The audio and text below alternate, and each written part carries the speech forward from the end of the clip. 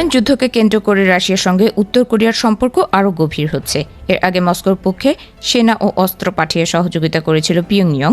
এবার আরও প্রায় ৩০,০০০ সেনা রাশিয়ায় পাঠানোর প্রস্তুতি নেওয়ার খবর সামনে এসেছে। পশ্চিমা নিষেধাজ্ঞা ও সামরিক চাপের মুখে থাকা এই দুই দেশ এখন একে অপরের সবচেয়ে নির্ভরযোগ্য মিত্র হিসেবে আত্মপ্রকাশ করেছে বলে মনে করছেন বিশেষজ্ঞরা। ইউক্রেনের প্রেসিডেন্ট ভলোদিমির জেলেনস্কির দাবি, রাশিয়ায় আরও প্রায় ৩০,০০০ সেনা পাঠানোর প্রস্তুতি নিচ্ছে উত্তর কোরিয়া। তার দাবি, রাশিয়ার ভেরোনেজ অঞ্চলে এসব সেনা গ্রহণের ফলে প্রয়োজনীয় অবকাঠামো প্রস্তুতের কাজ চলছে। একই সঙ্গে উত্তর কোরিয়া রাশিয়াকে অতিরিক্ত ব্যালিস্টিক ক্ষেপণাস্ত্র উৎক্ষেপণ ব্যবস্থা সরবরাহের পরিকল্পনা করছে বলে অভিযোগ করেন তিনি। ইউক্রেন যুদ্ধে উত্তর কোরিয়ার সরাসরি সামরিক অংশগ্রহণ নতুন নয়।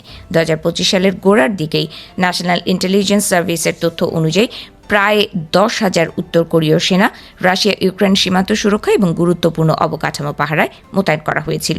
এর পাশাপাশি মাইন অপসারণে 1,000 সামরিক প্রকৌশলী এবং ড্রোন কারখানায় উৎপাদনের সহায়তার জন্য 5,000 শিল্প শ্রমিক পাঠিয়েছে পিয়ংইয়ং।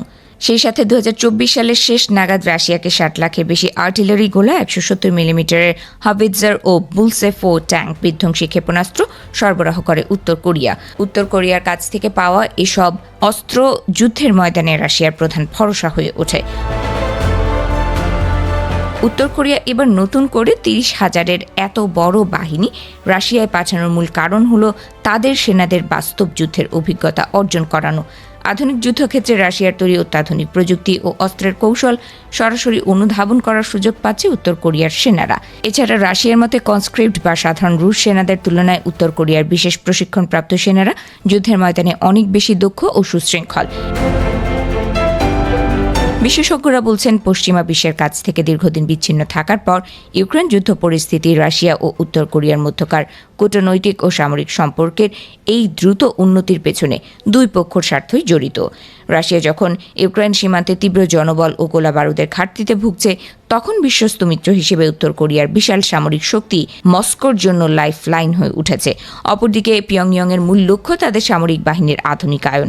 রাশিয়ার কাছ থেকে পঞ্চম প্রজন্মের সু-57 যুদ্ধ বিমান প্রযুক্তি, আধুনিক পারমাণবিক সাবমেরিন প্রোগ্রাম ও মহাকাশ প্রযুক্তি অর্জনের বিনিময়ে এই সহায়তা দিচ্ছে উত্তর কোরিয়া। এতে পশ্চিমাদের সম্পূর্ণ বৃদ্ধাঙ্গুলি দেখিয়ে দুই দেশই আন্তর্জাতিক নিষেধাজ্ঞাগুলোকে বাস্তবে অকার্যকর করে তুলছে। বিশেষজ্ঞদের মতে, উত্তর কোরিয়ার আরও 30,000 সেনা রাশিয়ায় মোতায়েনের পরিকল্পনা বাস্তবায়িত হলে তা শুধু ইউক্রেন যুদ্ধেই নয়, পূর্ব এশিয়া ও ইউরোপের নিরাপত্তা পরিস্থিতিতেও গুরুত্বপূর্ণ প্রভাব ফেলতে পারে।